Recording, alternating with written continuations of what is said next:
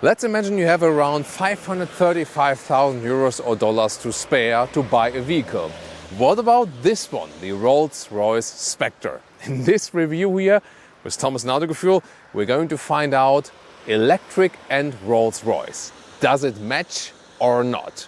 Follow me on this tour with the driving part in 4K, full screen, full length. Let's go with the widest front grille for a Rolls-Royce ever. In our initial review, people couldn't believe that actually, but it is true. It has never been that wide. Usually they are also then a little bit higher, maybe therefore they appear more prominent, but it is indeed very wide. And also it has this aerodynamic performance. You can see here, these fins go that way, these go this way. This is also enhanced. Even the Spirit of Ecstasy, she has been enhanced. That is a little bit more aerodynamic actually. Disappears when you close the vehicle.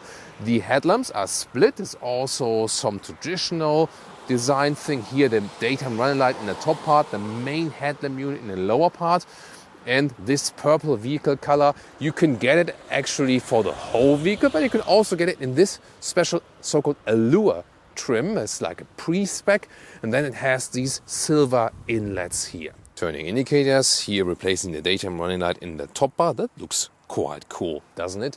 This color here, by the way, called Twilight Purple. That's the correct color name. As for the wheels, they also carry the Twilight Purple vehicle color. That's cool. And of course, the Rolls-Royce logo always stays upright. These here are winter tires with 22-inch wheels. But usually you can get up to 23-inch wheels. Also the largest wheels that are ever built yet in a Rolls-Royce. And also the largest ever doors, 1.5 meters. And you'll also see it soon when we go to the interior here. Suicide opening. This will be very spectacular. More of that very soon here. Electric closing as well. The length is 5 meters 45 or 215 inches. And you can see this really stretched shape. And it's basically replacing the Phantom Coupe in a way. The first ever electric version here, of course, soon to the battery effects and so on. Rear axle steering you also get with this one. It means that the rear wheels turn in the opposite direction than the front wheels. So it's kind of faking a shorter wheelbase for a better maneuverability. Does it have a frunk or not? Considering this large, long hood, it needs to have a frunk, doesn't it? No, it doesn't. It has a nice badge here though. And when I look underneath this cover here, there is some space, so I'm not sure. Maybe they thought like, hey, as a Rolls-Royce owner, you should not put the cable out yourself. I'm not sure what's the philosophy behind it. I would have put a frunk in that one, definitely. Would you? Tell me in the comments. What's interesting here is that you can see this mechanism, how the Spirit of Ecstasy, is basically hidden here. Towards the rear, we can see these vertical tail lights, and they only appear red when the vehicle is on. Otherwise, it's all the way transparent. And you can see here the turning indicators or hazard lights. They also then appear in the middle. I'm really sorry, by the way, that the car is not perfectly clean. It was clean, but in these conditions here, when you just move it a couple of meters, it's directly dirty again, and we, post-clean it then a little bit.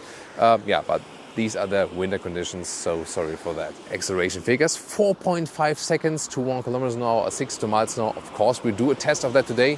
More than 580 horsepower, so it's a very powerful vehicle. How does it bring it the one to the road? All-wheel drive means one electric motor in the rear, one electric motor in the front. And we'll also talk about efficiency. Well, the CD value is 0.25. That's really decent, and the best, of course, so far for a Rolls-Royce. But we'll see how much energy we will consume with that very soon. Can you actually fit something in the trunk? Now, let's take a look right here. Well, for some luggage, does fit. This here, 1 meter or 40 inches, and you can see here between the wheel arches, it's okay. Then it's getting a little bit slimmer. Let's take a look at that. So I have some backpacks behind it, and you can see here the width then between this, more narrow, is more like 80 centimeters or 31 inches, and the total length is actually quite decent. This is like 115 in meters or 45 inches. So this is the full extent. You cannot fold the seats, and underneath here, there is then the space for your charging cable. Oh, and look at that here. That's a cool feature. Here, this way, it folds down, but then when you put it all the way up, like this, there's a magnet that's holding this one here in place. That's a cool feature. I would love to see that one also in other electric vehicles. Well, and this is supposed to be the largest charging flap we know around, and that's a nice cover here. AC/DC charging, 195 kilowatt is the peak, and 10 to 80% state of charge in an optimum case, 34 minutes. Battery size, 102 kilowatt hours net, and the average consumption we can score, I can already tell you that right now, is around 27 kilowatt hours on 100 kilometers. That's 2.3 miles per kilowatt hour, meaning with this capacity here, real world range something around 400 kilometers or 250 miles, a little bit better in summer, a little bit worse in winter time. Key fob here, top part, this triangle to open, Rolls-Royce logo to close, and then question of today, this stop button, so to speak. When I press this one,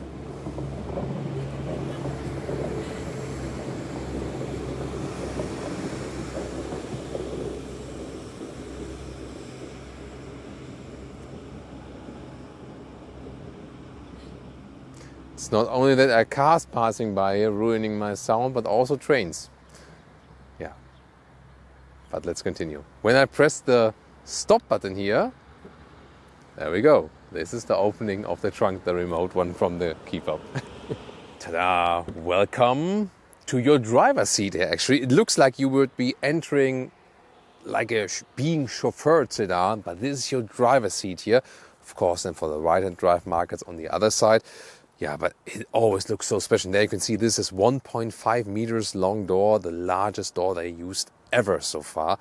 Wow! And they also use the color combination reflecting inside and outside. That's also pretty impressive. As for opening and closing door, it's really interesting. So I can press here the outside button. Is it capacitive? Maybe it doesn't work with the glove. There we go. So that's the way the door closes automatically. Opening it is rather manual. You also have, this feedback right here. Now, of course, also when you, manual close it like this, you here have the soft close then. Needs to be there for the Rolls-Royce, doesn't it? There are also other ways to close the door. I can also show that to you. So I get inside.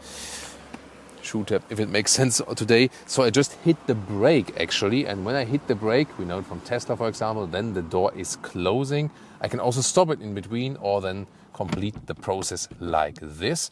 And what's also interesting, when I use the door handle, and now I am using the door handle one more time, and you can see it's kind of like an exit help. See here? I pull the door handle. Maybe like not from there. Let me close it again a little bit. Here, there you can see. Now I pull the door handle and the door is opening. Not very intuitive, but still nevertheless very interesting. And from that perspective, I can also pull out the umbrella right here. It's actually a pretty long, proper one. And yeah, it's also a very, oh, look at that. Yeah, even like a small symbol there to show you what you need to do, and then you can put it in like this again. Heard that clicking sound? One more time. Beautiful. Another possibility to close the door is here in the middle console. I could pull these buttons, but then Leah would get a problem right now, being pushed away by the door. Shall we try it? Yeah, shall we try it? There we go. I actually meant if we should try to push her away by the door, but I think she didn't get that. I wanted to try the door with you actually, if it really hurts or if there's like a safety mechanism inbuilt. Do you dare? Let's see. Whoa! Whoa, that's powerful. Oh my god. Okay. So, yeah. Not to be recommended. Didn't expect that. Well, what else? What about the star ceiling? Different topic. Oh my god, I'm so sorry for that. Okay, here then with 189, 6 for 2, still a lot of headroom left. And this beautiful star ceiling there. Wow. That's amazing. You can also tune it down, and I hope to get some shots at the darkness for the a little bit more spiced up life. You can see here this is like a 2+2 seater concept. So when I'm sitting right here or Leah's here on the passenger seat, there's not much space left for the rear seats. Nevertheless, we will test it very soon. First look here at the interior. I love that matte wood inlet here. That is beautiful. And also these analog elements here. Look at that. When I push them down or pull them out, this is, this retro styling, but being transformed actually into modern life with this, infotainment system, digital instruments. You can see here, that is kind of astonishing in a way, that the infotainment system is rather straight. If you sit here at the driver's seat, you almost have the feeling that it leans towards the passenger, whereas in most vehicles nowadays, the infotainment system is more leaning towards the driver. I just need to repeat this. Beautiful. Look at that, how the switchgear stall column here, you have to use this step mechanism, It's also this very traditional way of doing that, transported here into an electric vehicle. Not necessary, but maybe wanted. On the steering wheel, you have real buttons still. Instruments are all digital, so here when I turn on the vehicle, looks like this. I also love how you adjust here the lights and so on, daytime lights and auto, and just listen to that. Yeah, this gives you this retro feeling. Climate unit, also classic style. Here all manual control, warmer and colder, different zones. So this is basically for the existing Rolls-Royce customers that they don't have to learn something new. This is here the seat heating. And can we have this ASMR moment together?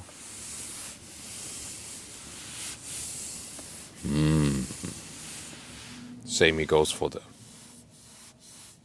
lower parts, and we have some cup holders underneath. You can also control the infotainment system from below, and these are some hotkeys all around. This area here is also heated, that's really fancy. Then turning it up, we have some space underneath for smartphones, 2 USB-C chargers. And then this front cubbyhole is kind of astonishing because it's super tiny, not supposed to, what's going on there? Infotainment system, it is this BMW system. You can see it right here because you have the same app view. You can control it from below, but it is also a touchscreen, so both is possible. Apple CarPlay, Android Auto, both available. Here's then that direct hotkey to go to the...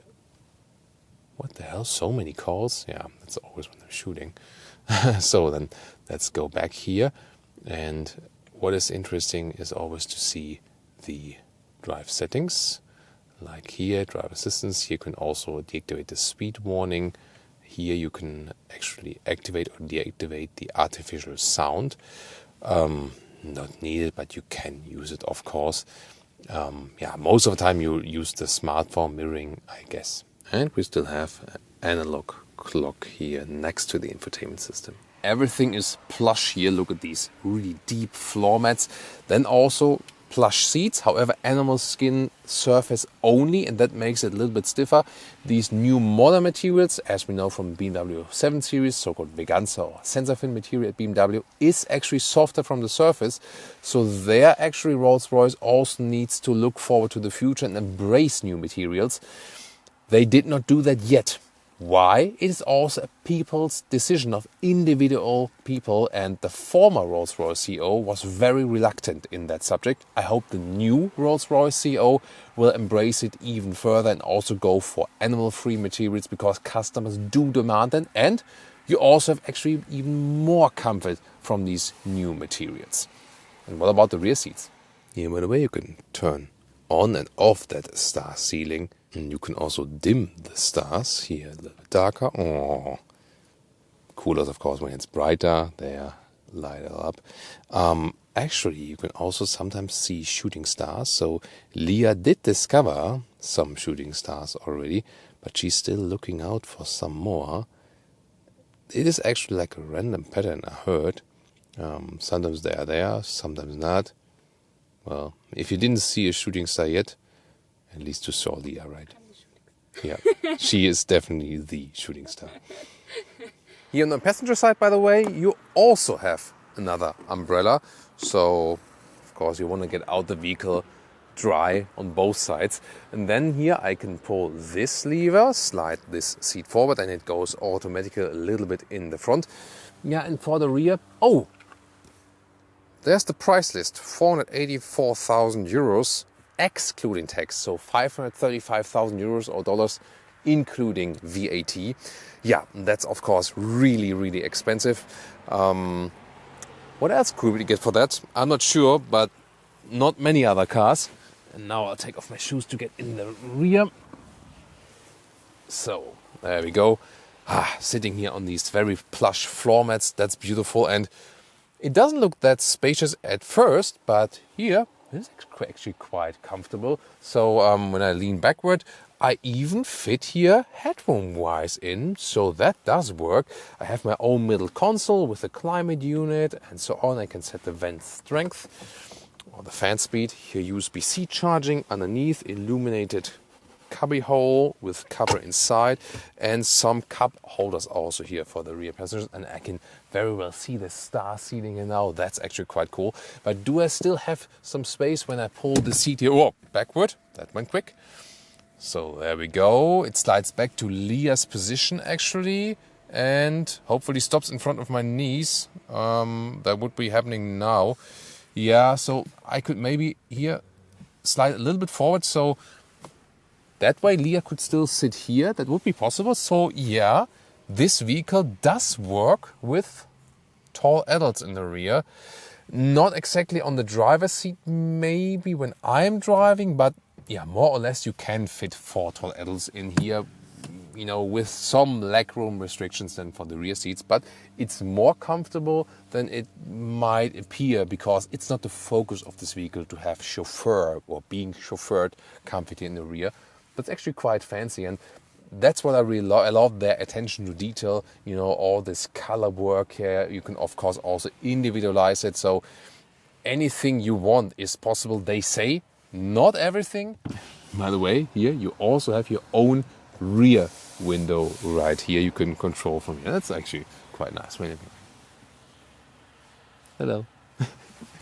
Let's go.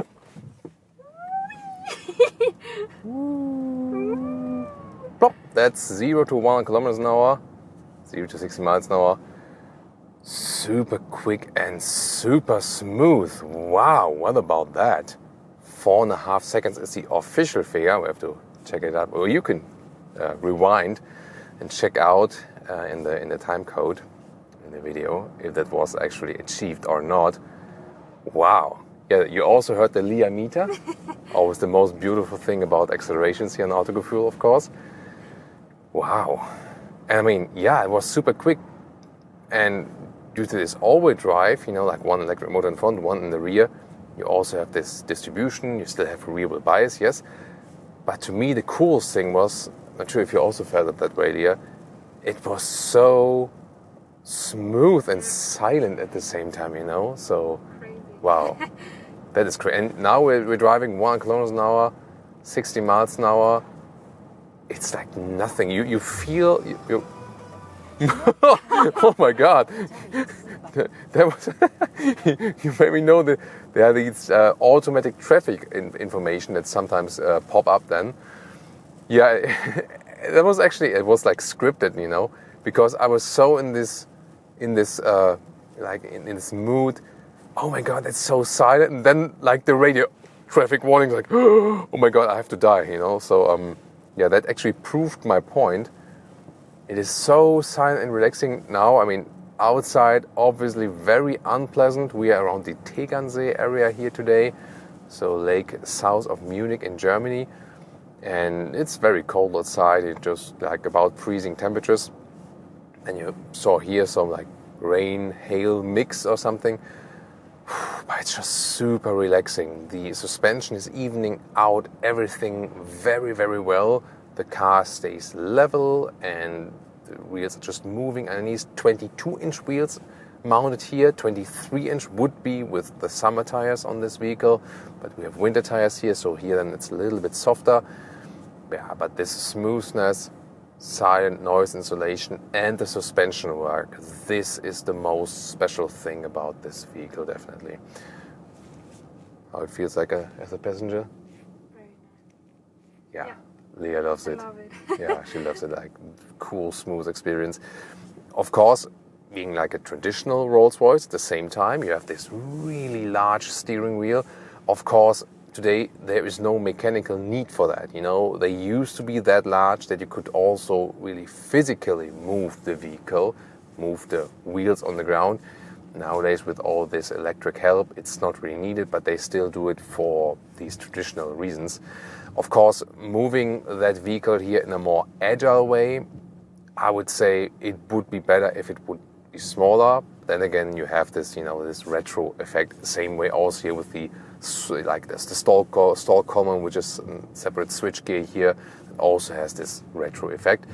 But here, like from the, you know, like concise behavior, you see here every small movement is directly transported onto the road. I like that.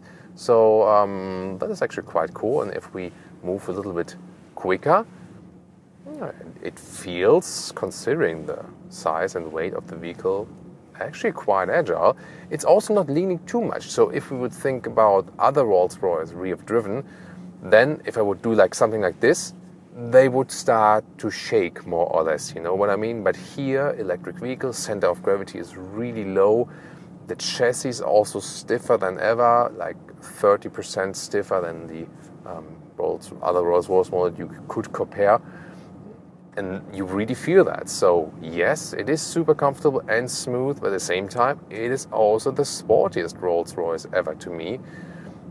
You have that weight from the battery, but then again, the combustion engine models by Rolls-Royce were also always super heavy. So here it's more about that the center of gravity is lower, and that's why it just feels sportier. And of course, here with that power, for example, like 70 to 100, you just... That's it, you know, like it works so effortless. And by the way, you see it all on camera? See it here from like, there you see the suspension is, you know, like really soft. Like, you know, like you see this shaking up effect in the lateral sense. Also when when I'm applying the brake here, you can see that not as much, of course, as when I'm accelerating. Yeah, but that's also really impressive. Turning indicator sound is funny, right? It's a very unique one for sure. Yeah, I have to get... Maybe I'll drive further because there's unlimited speed. One more acceleration. Oh, woo. Yeah, I mean, in a way, you have some kind of extra... Yeah, I felt that too now. Because I think, you know, the road was going slightly uphill as well, and then we were leaning, you know, behind. Super interesting. Wow. I mean, when such heavy weight is being moved, actually, it also creates some kind of special effect, you know. So, yeah. Then here, by the way, you can also set cruise control. So you have more than assistance systems. So that here, the left side of the steering wheel, you can pick between the distance control and the assisted driving. And then, of course, also adjust the speed here with plus and minus. And then we are also, let's see, the active lane keeping assist. Here we are being kept in the lane. There we go. Also in a rather smooth process. It's actually very good. Here, of course, they profit from the BMW group, where they can just take over these systems and then adapt it to their vehicle. Yeah, look at that. Also slide bend, but it is very well done, and also once again fits this super smooth scheme of the vehicle. Usually when we do these accelerations, we put in a sport mode first. That is not happening here because there is no sport mode, and that is also intentional. You have the drive, you have the reverse, and the only thing you can actually do is here the B mode. That is for more recuperation. So here, when I lift my foot off the throttle, I have a stronger recuperation. It's also beautifully done how in these digital instruments I see these sparkling stars in the area where the actual arrow is. That is a beautiful detail. That's what I love about this vehicle, that it pays actually even more attention to details. That's really astonishing. And here, B mode off, and then in the D mode, when I lift my foot off the throttle, there's just some, for real? About that. I mean, that's also the thing about driving a Rolls-Royce. You do not have to be the quickest and the fastest on the road all the time. If someone, overtakes you, also in some more or less critical situations, you just say like, whatever, just keep driving, and you just relax, and that's it. So this level of sophistication that also calms you down in a way in traffic and so on. Of course, thinking about rather narrow city traffic, that would not be something that could calm you down. That would, of course, be rather the opposite. So you can't deny that fact. Also, this, when you think about the traveling feeling, the look to the front here, like the windshield is really, really narrow. So you can't see too much, but of course, more than enough. Also, this, to the sides and so on. Just this side window here, of course, since, being a coupe, you have good view, but the other views are somewhat limited, of course. Oh, radar control, that's our sign to reduce the speed. Always have to pay attention to that. But I also want to turn the car around to show you the rear axle steering. So this is a good situation in here. So now when I turn it all the way in, look at that. I mean, it's a large vehicle, long wheelbase, and here rear axle steering. So the rear wheels turn in the opposite direction than the front wheels, and therefore we could easily do this U-turn here now. This is also very important for this vehicle. So for parking in and out, and for example, yes, sometimes maybe personnel will do that or valet parking, but you will also want to park your Rolls-Royce yourself in front of your, majestic villa or something. So this rear axle steering feature is really, really cool to make it just so much easier to maneuver around. I mean, noise insulation wise, this is probably the pinnacle we've been driving so far. If you remember any other vehicle that was so silent at 1 kilometer an hour, 60 miles an hour? Wow, this is super impressive. So this playing together of insulation and suspension, that is really most awesome. You might think that, using the platform of the other Rolls-Royce, so this is not dedicated EV, which is of course for EV sense more or less a disadvantage.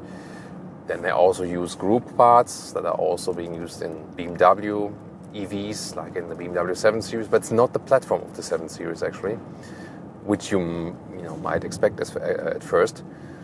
But then if you think about, hey, can I just pay half or even less than half the price and get the BMW 7 Series? What would be the difference there now?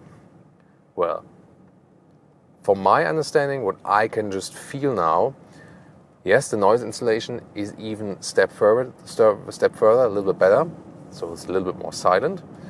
Suspension-wise, it's a different philosophy. The 7 Series is a little bit more driver engaging, sportier from the suspension setup. This one here definitely more set the tone to comfort. And you really feel that it's not the 7 Series platform. These vehicles feel very different, I have to say. Maybe I didn't expect it at first when I first heard about they are doing this EV, but it does feel way different indeed. I can't really say it in the sense of, this is clearly better than the other, because both have pros and cons definitely. As I said, this one here feels more, relaxed and comfortable, and so on in that way. Then the 7 Series has some sportier touch, I feel, from the driving, especially from the suspension. Seating-wise, however, we have to say the 7 Series is just so good, especially in the new Veganza material, like these, like the vegan leather seats, which also have this very plush Einsitzhöhe. They are better than these here, actually. So seating comfort-wise, the 7 Series is actually better. That is also astonishing. But here also, Rolls-Royce, as I said earlier, is only offering the animal skin material, which is by surface material, also stiffer in itself. So this is also something where, I said earlier as well, Rolls-Royce could even gain more comfort, comfort capabilities with being more open to modern technologies and not just, like they're going with electric now. They're doing that, and no one would have thought that before, maybe. And obviously, it works. So also, if you are an existing Rolls-Royce customer and you ask yourself, an electric Rolls-Royce, does that really work? I mean, the founders themselves actually predicted that Rolls-Royce would be all-electric one day and that it would only be an advantage because it fits to the world of Rolls-Royce being so like effortless and silent. And I can just stress that. Electric fits Rolls-Royce perfectly. Yes, you do not have the growling sound. That's the only thing you say you will not get with this one. But the general philosophy and how it drives and what it delivers for the customer, for the driver, and also for the passengers, this is actually a perfect match, I feel. Leah nods. I must have said something right, yes. And of course, you should tune in to other luxury EVs here right on Autogefuehl.